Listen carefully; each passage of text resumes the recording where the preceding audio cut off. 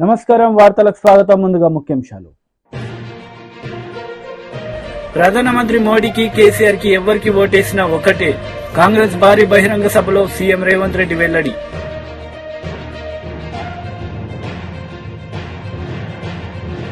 AP ప్రభుత్వ సలహాదారు Sajjala Ramakrishna Reddy press meet. పలు అంశాలపై వివరణ.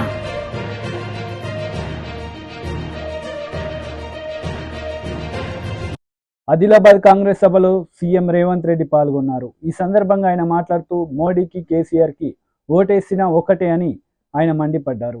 శాతం ఉంటే అంత శాతం నిధులు వాళ్ళకి ఇవ్వాలని ఇవాళ మా ప్రభుత్వం నిర్ణయం తీసుకున్నది.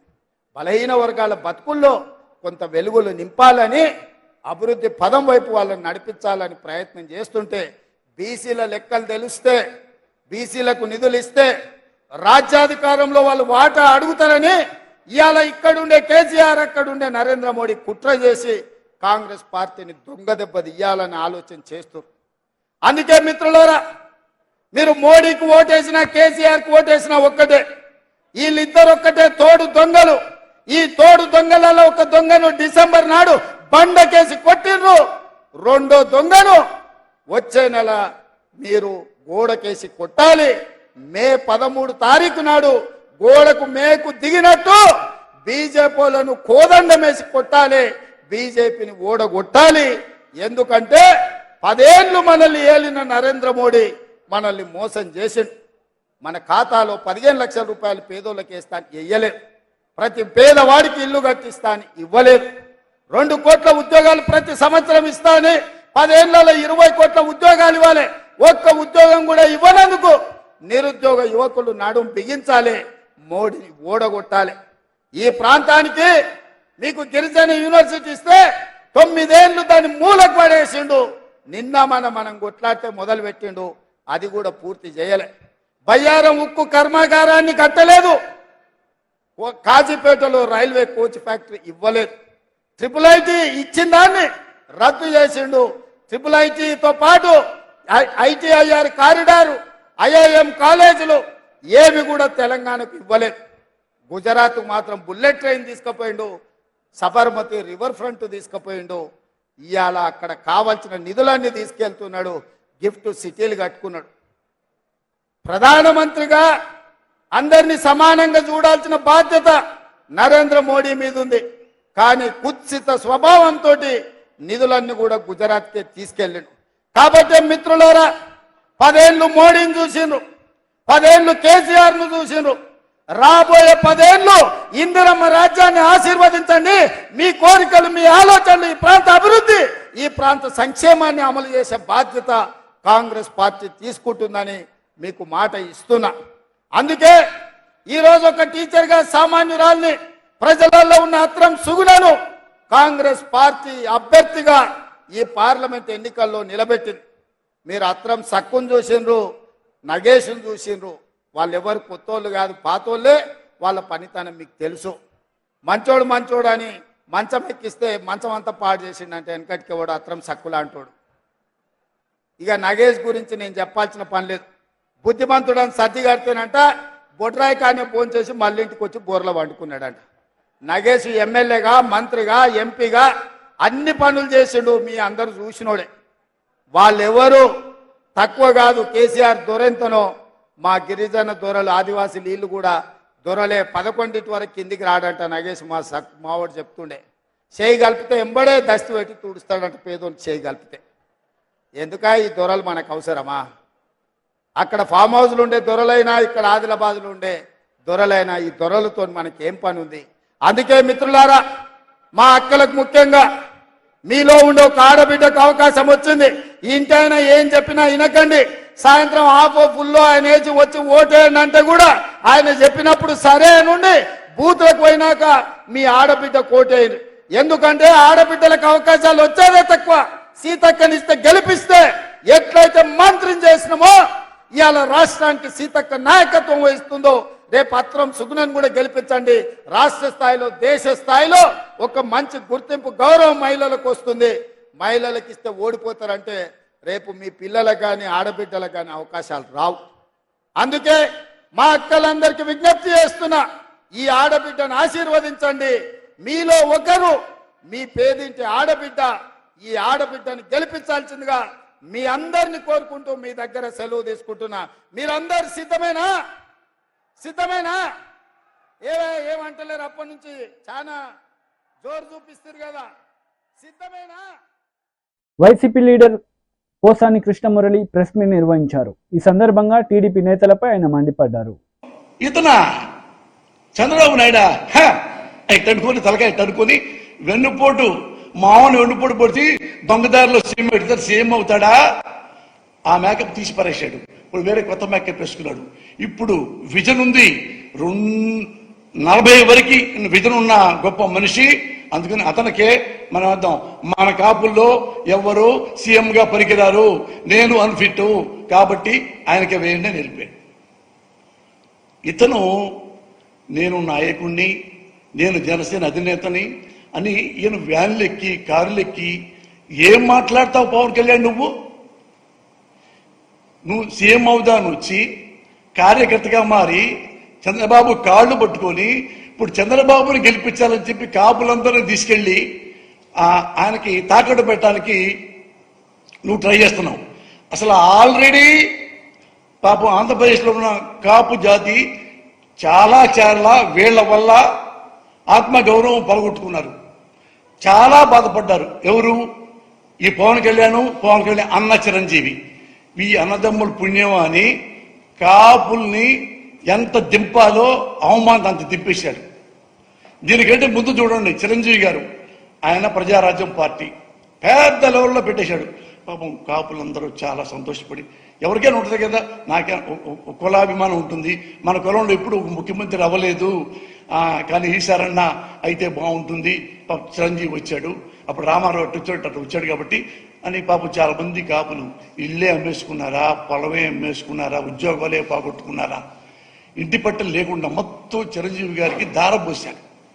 కోట్లు వాళ్ళందరూ దానమే ఇచ్చారా, ఇంకోటి ఇచ్చారా, విరాళం ఇచ్చారా, అన్నీ అయిపోయినాయి. ఎలక్షన్ వచ్చింది. ఎలక్షన్ వచ్చిన తర్వాత ఎలక్షన్లో ఇదే చంద్రబాబు నాయుడు నేనున్నా, ఎందుకంటే నేను ఎమ్మెల్యే టికెట్ నాకు ఇచ్చారు కదా, ఉంటే అతను ఎవరో కొత్తవాడు చిరంజీవి అంట, ప్రజారాజ్యం అంట, తుపుక్కున నీటి పొడిగా గాలిపోయింది, ఇతను ఎమ్మెల్యే టికెట్లు అమ్మేసుకుంటున్నాడు, ఎంపీ టికెట్లు అమ్మేసుకుంటున్నాడు అని ఇంతవరకు ఇక్కడ మాట్లాడాడు. గ్రేట్ మ్యాన్, పొలిటీషియన్ కాబట్టి. అక్కడికి వెళ్ళిన తర్వాత లొకేషన్లో అందరికి మెసేజ్లు ఏం పోయినాయి, ఆ కమ్మ క్యాస్ట్కి వేరే క్యాస్ట్కి నేను చూసా కదా స్వయంగా. అంటే కాపులు రౌడీలు, కాపులు గుండాలు, వాళ్ళు చాలా దుర్మార్గులు, వాళ్ళ కనుక ఓటేసి గెలిపించారంటే మన కమ్మోళ్ళు బతకరు. ఇది నేను 15 ఏళ్ళు చెప్తానే ఉన్నా. ఇంత ఘోరంగా మాట్లాడతాడు నాయన నారా చంద్రబాబు నాయుడు అని ఈ చిరంజీవికి చెప్పాను, ప్రపంచంలో అందరూ చెప్పారు, తెలుగు వాళ్ళకి అందరూ విన్నారు, ఇతను విన్నాడు పవన్ కళ్యాణ్. కానీ లోపల అంటే జగన్ని శేషం పోయాలని అలా 2 చేతుల్లో చెవుల్లో శేషం పోసుకున్నాడు. ఏమన్నా ఉన్నాయండి, అతను చంద్రబాబు కూడా ఏమంటాకి వెళ్ళలేదు, అట్లా ఓడిచ్చాడు. ఇవి చిరంజీవి గారికి కూడా తెలుసు, నేను కూడా చెప్పాను. ఇంత ఘోరంగా క్యాస్ట్ ఫీలింగ్ తెచ్చి చేస్తున్నాడు అన్నా అంటే ఏం మాట్లాడలేదు. చిరంజీవి గారు ఓడిపోయారు. మళ్ళా అక్కడికి వెళ్ళిన తర్వాత ఓడిపోయిన తర్వాత 18 ఎమ్మెల్యే గెలిచారు. కాపులు ఏమనుకున్నారు, బాధపడి పనిలే బాధ నా ముందే ఉన్నారు పక్కన కాపు సోదరులు, వాళ్ళు ఎదురు మాట్లాడుతుంటే కమ్మాళ్ళు కమ్మాళ్ళ బతకదీని మీ కాపులు రౌడీలు అంట కదా అంటాం. పురుషోత్తం పట్టణంలో ఉన్న యూత్ కుర్రలు నా ముఖం చూసి ఏమనలేక ఆడాళ్ళు ఏమనకుండా పక్కెళ్ళిపోయారు. ఆయన 18 ఎమ్మెల్యేలు వచ్చినాయి. చిరంజీవి గారు 18 ఎమ్మెల్యేలు వస్తే ఏమనుకున్నారు బాబు, కానీ 18 ఎమ్మెల్యేలు కదా. చిరంజీవి గారు అసెంబ్లీకి వెళ్ళి సమస్యలు బాగా ఇచ్చేస్తాడు, ఏమైనా ప్రాబ్లం ఉన్నా ఆంధ్రప్రదేశ్లో వెలుగెత్తి చూపిస్తాడు స్పీకర్ గారికి, అసెంబ్లీకి అనుకున్నారు అందరూ. ఆ 18తో ఉన్న మళ్ళీ నెక్స్ట్ 5 ఏళ్ల తర్వాత మళ్ళీ పెరుగుతీలే అనుకుంటే ఈ కాపులకి ఏమి చెప్పకుండా, ఎవరికి ఏమి చెప్పకుండా వెళ్ళిపోయి ఈ 18 ఎమ్మెల్యేలని. ఎమ్మెల్సీ అశోక్ బాబు మీడియా సమావేశం నిర్వహించారు. ఈ సందర్భంగా వైసీపీ నేతలపై మండిపడ్డారు. కన్ఫ్యూజన్ క్రియేట్ చేసి అసలు ఎంప్లాయీస్ ఓట్లు తీసేస్తారా, ఇవ్వరా అనే ఒక పరిస్థితి తీసుకొచ్చారు. దీని మీద సంఘాలు కూడా తీవ్రంగా స్పందించాలి. ఉద్యోగ సంఘాలు కానీ లేదంటే మిగతా సంఘాలు కానీ తీవ్రంగా స్పందించాల్సిన అవసరం ఉంది. ఎందుకంటే ఈ ఓటు, ఈసారి వేసే ఓటు, ప్రతి ఓటు కూడా చాలా విలువైంది. ప్రభుత్వం ఒక మోసపూరిత కుట్ర అధికారుల ద్వారా చేయిస్తుంది. మాకు ఇన్స్ట్రక్షన్స్ లేవు, మాకేం చేయాలో తెలియదు కాబట్టి మీ ఫారం 12 మేము తీసుకోము, సింపుల్గా ఒకటే మాట. కాబట్టి తెలుగుదేశం ప్రభుత్వం, తెలుగుదేశం పార్టీ తరఫున మేము దీన్ని స్పష్టంగా ఎలక్షన్ కమిషన్ని రిప్రజెంట్ చేయడం జరిగింది. ఎలక్షన్ కమిషన్ ఈ రోజున దాని మీద ఒక స్పష్టమైన ఆదేశాలు ఇవ్వడం జరిగింది. సరే, అందుట్లో కూడా కొన్ని చిన్న చిన్న పొరపాట్లు ఉన్నాయి, కానీ మెజారిటీ క్లారిఫికేషన్ మేము అడిగినవి కూడా ఎలక్షన్ కమిషన్ ఇవ్వడం జరిగింది. అందులో ప్రధానంగా ఏంటంటే, ఉద్యోగస్తులకు ఎక్కడైతే డ్యూటీ వేశారో ఆ డ్యూటీలో ఉన్న, అంటే ఆ ఏరియాకి సంబంధించిన ఏఆర్ఓకి ఫారం 12 ఇవ్వాలి. అయితే ఇక్కడ ఇంకొక మతలబు కూడా అధికారులు చేస్తున్నారు. అంటే ప్రభుత్వానికి వంతపాడే అధికారులు ఫారం 12 తీసుకుంటున్నారు, అక్నాలెడ్జ్మెంట్ ఇవ్వట్లా. అందుకే స్పష్టంగా ఉద్యోగస్తులందరినీ నేను అప్పీల్ చేస్తున్నా, ఉద్యోగ సంఘాలను కూడా మేము అప్పీల్ చేస్తున్నాం. మీరు ఫారం 12 ఇచ్చినప్పుడు ఫోటోస్టాట్ కాపీ కానీ లేదంటే 2 కాపీలు తీసుకుని ఒక కాపీ మీద స్పష్టంగా మీరు అక్నాలెడ్జ్మెంట్ తీసుకోండి. ఎవరైతే అధికారులు అక్నాలెడ్జ్మెంట్ ఎవరో వాళ్ళ మీద స్పష్టంగా కలెక్టర్కి మీరు కంప్లైంట్ ఇవ్వచ్చు, అందులో ఇబ్బంది ఏం లేదు. ఎందుకంటే ఇన్ని వందల వేల దీని మీద నాకు నీ అప్లికేషన్ రాలేదు ఫారం 12 అంటే చేయగలిగింది ఏం లేదు ఆ రోజున. కాబట్టి దీన్ని 26 దాకా సమయం పెంచడం జరిగింది. కాబట్టి ఎలక్షన్ డ్యూటీలో ఉన్న ఏపీఓలు కానీ పోలీస్ స్టాఫ్కి ఒక నోడల్ ఆఫీసర్ని పెట్టారు. అలాగే ఆర్టీసీకి కూడా ఒక నోడల్ ఆఫీసర్ని పెట్టారు. కొన్ని చోట్ల మాకు వచ్చిన సమాచారం ఏంటంటే, నోడల్ ఆఫీసర్ ఎక్కడ ఉంటాడు ఏంటి కూడా పోలీస్ స్టాఫ్కి తెలియదు. అంటే ఏంటి, పోలీసులంతా కూడా ప్రభుత్వానికి వ్యతిరేకంగా ఉన్నారు కాబట్టి పోస్టల్ బ్యాలెట్ తగ్గించిన కొందికి వైసీపీకి ప్లస్ పాయింట్ అవుతుంది.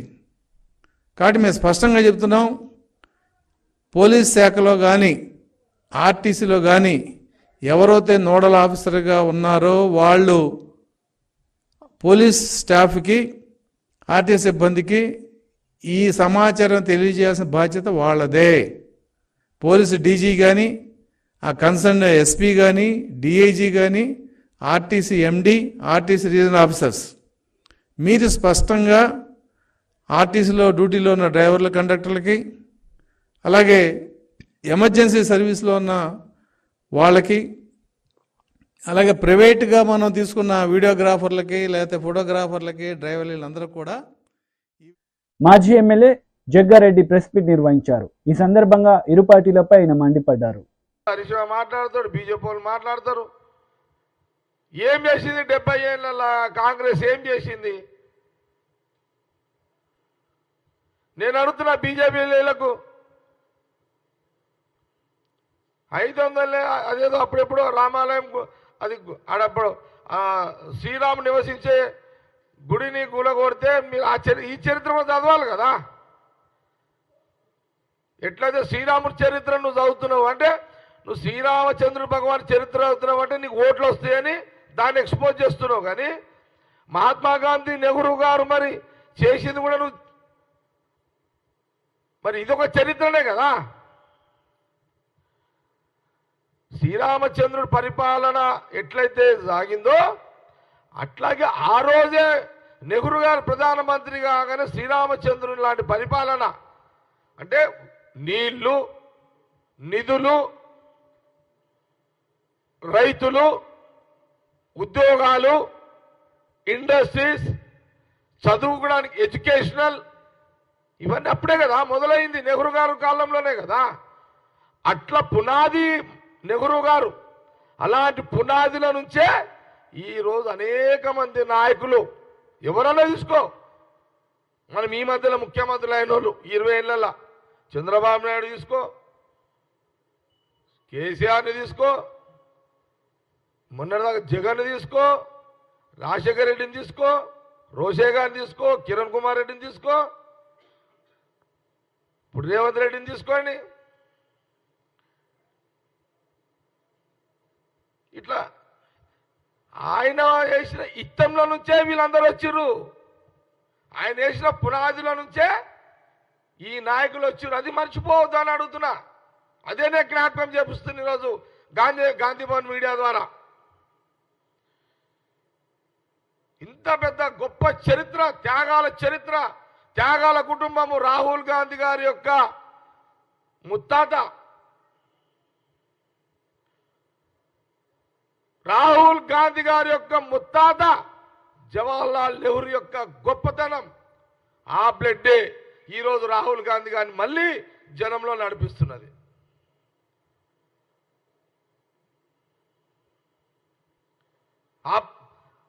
ఆ బ్లడ్కి ఆ పవర్ ఉంది, త్యాగాల బ్లడ్ అది రాహుల్ గాంధీ గారి యొక్క కుటుంబం.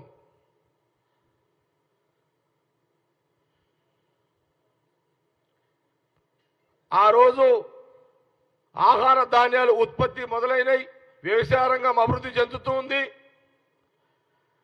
కరువు వస్తే కూడా, ఎప్పుడన్నా కరువు వస్తే, వర్షాలు పడకుండా కరువు వస్తే ఒక 3 సంవత్సరాలు ధాన్యాలు నిల్వ ఉండే విధంగా గోదాములు కూడా కట్టడం జరిగింది. దేశం మొత్తము అకాల వర్షాలు లేకపోయినా, వర్షాలు వచ్చి పంటలు కొట్టుకోపోయినా, లేకపోతే వర్షాలు లేక పంటలు ఎండిపోయినా, ధాన్యం లేకపోతే 3 సంవత్సరాలు కరువు ఉంటే ఆ 3 సంవత్సరాల్లో ధాన్యము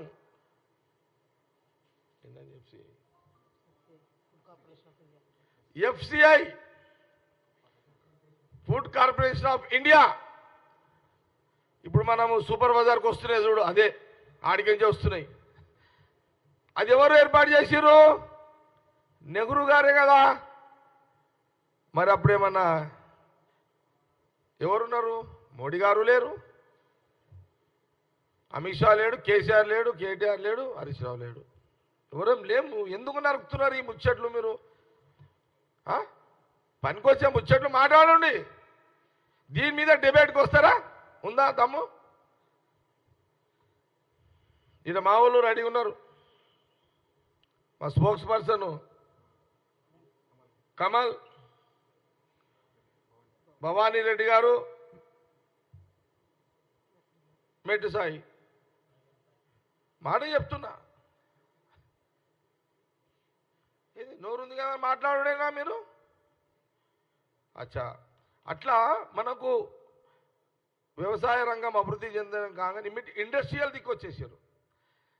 యువకులకు ఉద్యోగాలు కావాలి. అప్పుడు మన దేశంలో డబ్బులున్న కొంత ఉన్నవాళ్ళు కూడా ధైర్యం చేయలే. అప్పుడు నెహ్రూ గారు ఎన్నికల ప్రచారంలో భాగంగా ఎంపీ బండి సంజయ్ పాల్గొన్నారు. ఈ సందర్భంగా పలు అంశాలపై ఆయన మాట్లాడారు. ఎవరికైనా వచ్చినాయా అన్న? 12 లక్షలు ఎస్టీ యువకులు చెప్పాలి. ఎవరికైనా వచ్చిందా అన్న? ఎవరికి రాలే. ఇవాళ ఒక్కొక్క గ్రామ పంచాయతీ అభివృద్ధికి నిధులు ఇస్తున్నారు. ఎక్కడ ఒక్క గ్రామ పంచాయతీ తండాలకు పైసలు ఇస్తున్నారు. తండాలకు పైసలు సంవత్సరానికి 20 లక్షల రూపాయలు ఇస్తున్నారు. అవి లేవు. ఇవాళ ఇంటర్మీడియట్ పాస్ అయిన పిల్లలకు, ఎస్సీ సమాజానికి సంబంధించిన ఇంటర్మీడియట్ 10th పాస్ అయిన వాళ్ళకేమో 10,000 రూపాయలు ఇస్తున్నారు. ఇంటర్మీడియట్ పాస్ అయిన వాళ్ళకేమో 15,000 రూపాయలు ఇస్తున్నారు. డిగ్రీ పాస్ అయిన వాళ్ళకేమో 25,000 రూపాయలు ఇస్తున్నారు. పీజీ ఏజ్ వాళ్ళకేమో 1,00,000 రూపాయలు ఇస్తున్నారు. బిడ్డ ఇప్పుడు 10th ఇంటర్ ఎగ్జామ్స్ కొన్నినే అయిపోయినాయి. నెక్స్ట్ పాస్ అయినాక వాళ్ళ అకౌంట్లలో పైసలు వేయకుంటే మా భారతీయ జనతా పార్టీ ఎస్టీ మోర్చా కార్యకర్తలు, ఎస్సీ మోర్చా కార్యకర్తలు ఏ కాంగ్రెస్ పార్టీ నాయకుడిని తండాల్లో బస్తీలలో తిరగలేకుండా ఎక్కడికక్కడ నిలుస్తాం. బిడ్డ, మీరు ఏదో హామీలు ఇచ్చి మోసం చేసే వదిలిపెట్టే ప్రసక్తి లేదు. ఎస్సీ ఎస్టీ సప్లాన్ నిధులను కూడా ఇలా బీఆర్ఎస్ పార్టీ ప్రభుత్వం దారి మళ్లించింది. ఇవన్నీ కూడా ఇలా బీఆర్ఎస్ పార్టీ మోసం చేసింది, కాంగ్రెస్ పార్టీ మోసం చేసింది. ఇలా నరేంద్ర మోడీ గారి ప్రభుత్వం వచ్చిందమ్మా. నరేంద్ర మోడీ గారి ప్రభుత్వం వచ్చిన తర్వాత దేశంలో గతంలో ఈ కాంగ్రెస్ పార్టీ ఇలా 57 సంవత్సరాలు కాంగ్రెస్ పార్టీ 1,100 కోట్ల రూపాయలు ఖర్చు పెట్టింది. కేవలము 57 సంవత్సరాలు 1,100 కోట్ల రూపాయలు మాత్రమే ఖర్చు పెట్టింది. కానీ నరేంద్ర మోడీ గారి ప్రభుత్వం 2020 59,000 కోట్ల రూపాయలు ఖర్చు పెట్టిందన్నారు. ఎస్సీ ఎస్టీ విద్యార్థులు కాంగ్రెస్ పార్టీ ప్రభుత్వం దాన్ని అమలు చేయకుండా విద్యార్థులు మధ్యనే చదువులు పెట్టారు. కానీ నరేంద్ర మోడీ గారి ప్రభుత్వం వచ్చినాక 2020లో 59,000 కోట్ల రూపాయలు ఖర్చు పెట్టడంతో ఎస్సీ ఎస్టీ విద్యార్థులు ఉన్నత చదువులు చదివి ఇలా పెద్ద స్థాయికి పోతున్నారంటే అది కేవలం నరేంద్ర మోడీ గారి ప్రభుత్వం యొక్క చలవ. ఇలా మొదటి కూడా కాంగ్రెస్ పార్టీ కానీ ఇప్పుడున్న బీఆర్ఎస్ పార్టీ ఎస్సీ ఎస్టీలను ఓటు బ్యాంక్ గా చూసింది తప్ప ఏ రోజు వాళ్ళకు న్యాయం చేసిన దాఖలలో. మొన్న నరేంద్ర మోడీ గారి ప్రభుత్వం ఏర్పడిన తర్వాత మొన్న ప్రభుత్వ హయాంలో మా గవర్నమెంట్ లో 8 మంది ఎస్టీ సామాజిక వర్గానికి సంబంధించిన ఎంపీలను మంత్రులు చేసిన ఘనత నరేంద్ర మోడీ గారి ప్రభుత్వం. ఎంతమందిని? 8 మంది ఎస్టీ మంత్రులను మంత్రులు చేస్తాం, ఎస్టీ ఎంపీలను మంత్రులు చేస్తాం కదా నరేంద్ర మోడీ గారు. 27 మంది బీసీ ఎంపీలను మంత్రులు చేస్తాం. 12 మంది ఎస్సీ సామాజిక వర్గానికి సంబంధించిన ఎంపీలను మంత్రులు చేస్తాం. ఇవాళ తెలంగాణ రాష్ట్రంలో కాంగ్రెస్ పార్టీ ప్రభుత్వం ఏర్పడ్డది. గిరిజన మంత్రి ఉన్నాడన్నా? మరి గిరిజన మంత్రిని పెట్టకపోవడానికి కారణం ఏంటి? ఎందుకు పెట్టలే? మిమ్మల్ని ఓటు బ్యాంక్ గా చూస్తున్నారు, వీళ్ళెవ్వరు పట్టించుకోరు మమ్మల్ని అని చెప్పి ఇలా మోసం చేసే ప్రయత్నం కాంగ్రెస్ పార్టీ చేస్తుంది. మొదటి చూడ మోసమే. అంతెందుకాక మొన్నటిదాకా మన రాష్ట్రపతిగా ద్రౌపది ముర్ము గారు, మీకెవరికైనా తెలుసా? అంతకుముందు ద్రౌపది ముర్ము గారు ఎక్కడో మారుమూల ప్రాంతానికి సంబంధించిన ఒక గిరిజన ఆడబిడ్డ ద్రౌపది ముర్ము గారిని రాష్ట్రపతిగా చేయడానికి భారతీయ జనతా పార్టీ నరేంద్ర మోడీ గారు ముందుకొస్తే ఇదే కాంగ్రెస్ పార్టీ బీఆర్ఎస్ పార్టీ ఇద్దరు కలిసి ఇలా గిరిజన బిడ్డ రాష్ట్రపతి కావడానికి వీల్లేదు, గిరిజనులు రాష్ట్రపతి కావడానికి వీల్లేదు. ఏపీ ప్రభుత్వ సలహాదారు సజ్జల రామకృష్ణారెడ్డి ప్రెస్ మీట్ నిర్వహించారు. ఈ సందర్భంగా పలు అంశాలపై ఆయన మాట్లాడారు. శాంక్టిటీ ఉన్నట్టు అది వాళ్ళు ఎందుకు భరిస్తున్నారో అర్థం కావట్లే. మరి చంద్రబాబు ఆకర్షణ శక్తి, ఆ మెస్మరిజం ఏముందో తెలియట్లే. కానీ ఆ పార్టీ జనసేన అనే పార్టీ ఒక్కసారి అందరూ మర్చిపోవాలని చంద్రబాబు గారు కోరుకుంటున్నా అందరూ గుర్తు చేసుకోవడం అవసరం. పవన్ కళ్యాణ్ గారికి ముఖ్యమంత్రి పదవి కనీసం 2 ఏళ్లు ఇవ్వాలని ఆయన పిలుచుకునే ముద్దుగా జన సైనికులు, వీర మహిళలు వాళ్ళందరి కోరిక అయితే, అలాగే కాపు నాయకులందరి కోరిక అయితే, ఆ 2-2.5 ఏళ్ళు అదిపోయి ఆఖరకు అందుకు అవసరమైన 40-50 సీట్లు అంటే అవి పక్కకు పోయి ఆఖరికి అవి 24 సీట్లని, ఆ 24 సీట్లు కాస్త మళ్ళీ ఆఖరికి 24 అనౌన్స్ చేశారు. దాని ఇంటర్ప్రిటేషన్ కూడా ఇచ్చిన తర్వాత ఎగ్జాక్ట్ బీజేపీ మళ్లీ వచ్చి ఫైనల్ కూటమి షేప్ తీసుకునే టైంకి అది 21కి పడి 21లో కనీసం 10-12 మంది పైగా, సగం మంది పైగా అసలు ఆ పార్టీలో ఇన్నాళ్ళు లేని వాళ్ళు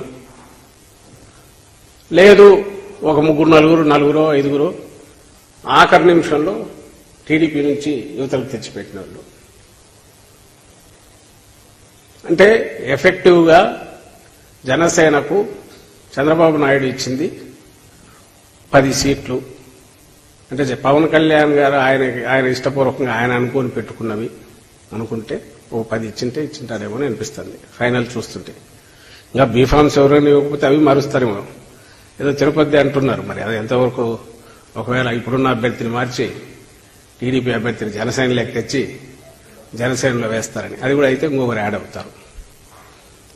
పిఠాపురంలో కూడా పవన్ కళ్యాణ్ తిరగాల్సి ఉంటుందని చెప్పి తీసి వర్మని ఆయనకి ఇస్తే పవన్ కళ్యాణ్ రాష్ట్రమంతా తిరగాల్సిన బాధ్యత నాకుంది కదా, జగన్మోహన్ రెడ్డి గారి పాలనను మార్చాలా, చంద్రబాబును తీసుకురావాలనే పవిత్ర కర్తవ్యం నాకుంది కదా, నేను రాష్ట్రమంతా తిరగాలి కదా అని పవన్ కళ్యాణ్ గారు అనుకుంటే, అలా అనుకున్నట్టు చంద్రబాబు చేస్తే బహుశా పిఠాపురం కూడా జనసేన తరఫున పెట్టొచ్చాము. ఎవరిని ఇప్పుడు టీడీపీ నాయకుడుగా టికెట్ కోసం ట్రై చేసిన వ్యక్తిని పెట్టి ఆయన కూడా నుంచి తప్పుకోవచ్చాము. అది ఇప్పుడు బీజేపీ కనిపిస్తుంది.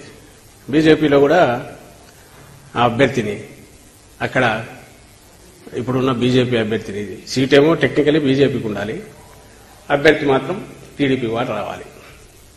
అది కోరుతున్నది ఎవరు? వార్తలు వస్తున్న దాని ప్రకారం చంద్రబాబు నాయుడు గారు, వదిన గారు ఎవరైతే బీజేపీలో ఉన్నారో, బీజేపీ అధ్యక్షురాలు ఉండడం కాదు, ఆమె రాజమండ్రి నుంచి పోటీ చేస్తారు కాబట్టి ఆమె పార్టీ అభ్యర్థి అయితే, బీజేపీ నాయకుడు అయితే ఆ నాయకుడి మీద నమ్మకం లేదు కాబట్టి తెలుగుదేశం పార్టీ నుంచి తన మరిది గారికి చెప్పి ఒకరిని తెచ్చేట పెట్టుకుని పైన ఒప్పించుకునే ప్రయత్నం చేస్తారని అంటున్నారు. ఇది ఈ వీళ్ళ తాలూకు ఇప్పుడు ఇక్కడ రాష్ట్రంలో ఎన్డీఏ కూటమి బండారం ఎట్లుందంటే, ఇది ఎప్పుడు వింటుంటాం పంచపాండవులు మంచం కోళ్ళని. పంచపాండవులు ఎంతమంది అంటే, పంచపాండవులు అనేది 5 అనేది ఉంది. తెలియని పంచపాండవులు అంటే ఎంతమంది అంటే, TDP leader Vijay Kumar media సమావేశం నిర్వహించారు. వైసీపీ నేతలపై ఆయన మండిపడ్డారు. ఐఏఎస్లు చేసే పదవులన్నీ వీళ్ళు కూడా అనుభవించేస్తున్నారు. కానీ వీళ్ళకి ఆ పదవుల్లో హక్కులు తప్ప పెద్ద బాధ్యతలే ఉండవు. ఎందుకంటే ఈ గవర్నమెంట్ ఎలక్షన్ అయిపోయినా, వచ్చే గవర్నమెంట్ ఎలక్షన్ అయిపోయినా ఆటోమేటిక్గా వీళ్ళు కాడి పక్కన పెట్టేసి వాళ్ళ పాటికి వెళ్ళిపోతారు. ఇన్ని సంవత్సరాలు ఇన్ని రోజులు చేసిన వీళ్ళు చేసిన నిర్వాకాలు ఏంటి అంటే అంతే. సో వీళ్ళకి బాధ్యతలు ఏమీ ఉండవు, హక్కులు మాత్రం ఐఏఎస్లతో సమానంగా అనుభవిస్తారు. ప్రభుత్వం మారితే మనం తిరిగి మన కేంద్ర మాతృ సంస్థకి వెళ్ళిపోతామనే ధైర్యం వీళ్ళకి. ఏమవుతుంది, 5 సంవత్సరాలు ఈ గవర్నమెంట్ ఉంది, మన ఇష్టం వచ్చేది చేస్తాం. గవర్నమెంట్ మారుతుంది, రేపు ఎట్లా జూన్ 4వ తేదీ సాయంత్రం గవర్నమెంట్ మారిపోతుంది, మనం బ్యాక్ వెళ్ళిపోతాం మన కేంద్ర ప్రభుత్వ సర్వీసులకి, మంది ఏం పోయా అనేంత ధైర్యం వీళ్ళకి. సరే, అట్లాంటి వాళ్ళు 18 మందిలో 10 మందిని దాకా చెప్పాడు ఒకే సామాజిక వర్గం, 2 వేరే వేరే సామాజిక వర్గం కూడా ఇట్లాంటి పనిలో ఉన్నారు. సరే, వీళ్ళు ఏమేం చేశారు, ఎందుకు వీళ్ళ మీద ఇంత విచ్చుకుపడుతుంది తెలుగుదేశం పార్టీ అన్నప్పుడు, ఒక 7-8 మంది లేకపోతే ఓ 9-10 మంది ఈ డెప్యుటేషన్ మీద వచ్చిన వాళ్ళు చేసిన నిర్వాకాలు మనం ఒక్కసారి పరిశీలిస్తే వీళ్ళ గురించి ఎందుకు మనం ఇంత హైరాణ పడుతున్నాము, ఎలక్షన్లు వీళ్ళు ఖచ్చితంగా ఇంపాక్ట్ చేస్తారు, వైకాపా గవర్నమెంట్కి అనుకూలంగా ఇంపాక్ట్ చేస్తారు, ఎందుకు తెలుగుదేశం పార్టీ డిమాండ్ చేస్తుందో అర్థమవుతుంది. మొదటగా ఎస్ రమణారెడ్డి, ఈయన ఐఆర్టీఎస్ 2019లో వచ్చాడు. 5 సంవత్సరాల పాటు పూర్తిగా బ్రహ్మాండమైన పెద్ద కార్పొరేషన్కి చైర్మన్గా ఉన్నాడు. ఏపీ ఎన్ఆర్ఈడి క్యాప్ అంటే 2019లో రాగానే సోలార్ ఒప్పందాలు గుర్తున్నాయా? సలహాదారు అయిన మాజీ ఐఏఎస్ ఆఫీసర్ శామ్యూల్ సలహాదారుగా ఉండకుండా ఆయనే గవర్నమెంటు ఏమంటారు రిటైర్ అయిపోయి ఆయన సలహాదారుకు వచ్చాయని మర్చిపోయి ఆయన ఇంకా సర్వీస్లో ఉన్నట్టుగానే పెద్ద పెద్ద మీటింగులు పెట్టి సలహాదారు యొక్క హోదాలో అది తప్పు ఈ తప్పు, చంద్రబాబు తప్పు చేశారు, అది చేశారు ఇది చేశారని చెప్పి సోలార్ ఒప్పందాలని తిట్టిపోశారు. చివరికి జపనీస్ సాఫ్ట్ బ్యాంక్ ఎవరైతే సహాయం చేసిన ఆ soft bank, Japanese ambassador, Japan government వీళ్ళ మీద ప్రధానమంత్రి మోడీకి రిపోర్ట్ చేస్తే మోడీ అక్కడి నుంచి 4 మొట్టికాయలు వేస్తే అన్ని మూసుకొని మళ్ళీ అదే సోలార్ ఒప్పందాన్ని తిరిగి రాశారు. ఈసారి ఇంకొద్దిగా మన రాయితీల్ని, మేమిచ్చిన రాయితీల్ని తిట్టిపోసిన వాళ్ళు మాకంటే ఒక 4 రాయితీలు ఎక్స్ట్రా ఇచ్చాడు. ఎందుకు ఇచ్చారయ్యా అంటే, ఈసారి కాంట్రాక్ట్ ఇచ్చిన వాళ్ళందరూ మనోళ్ళంటే వైకాపా వాళ్ళే. రమణారెడ్డి గారు ఆయన యొక్క లాయల్టీని బాగా దాన్ని వాడారు. వైసీపీ నాయకులకు దశాబ్దాల పాటు చెల్లుబాటు అయ్యే రాయితీలను కట్టబెట్టారు. 1000 ఎకరాల కేటాయింపులు జరిగిపోయాయి. ఈయన టెన్యూలో అంతా స్వామి భక్తే పూర్తి స్థాయిలో సాష్టాంగ పడిపోయారు. ఎట్లా పడిపోయారంటే, సోలార్ ఒప్పందాల పేరుతో అరబిందో, ఇండోసోల్ ఇట్లాంటి కంపెనీలకి లక్షల ఎకరాలు, దాదాపు 1,20,000 ఎకరాలు, ఒక కంపెనీకి సోలార్ ఒప్పందాల కోసం 70,000 ఎకరాలు, అరబిందోకి ఇంకొక 30,000 ఎకరాలు, మొత్తం కలిసి 3-4 కంపెనీలకి 1,20,000 ఎకరాలు ఈ రమణారెడ్డి గారు కట్టబెట్టారు. ఇది వైకాపా పార్టీకి ఆయన చేసిన ఏమంటారు, ఆయన్ని డిప్యూటేషన్ మీద తీసుకొచ్చి. వార్తలు ముగించే ముందు ముఖ్యాంశాలు మరోసారి. ప్రధానమంత్రి మోడీకి, కేసీఆర్ కి ఎవరికి ఓటేసినా ఒకటే. కాంగ్రెస్ భారీ బహిరంగ సభలో సీఎం రేవంత్ రెడ్డి వెల్లడి.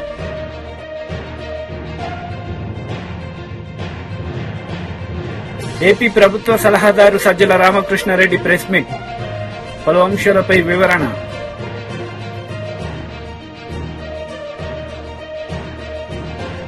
ఈ వార్తలు ఇంతటితో సమాప్తం. తిరిగి ప్రసారమయ్యే వార్తల్లో మళ్ళీ కలుద్దాం. అంతవరకు సెలవు. నమస్తే.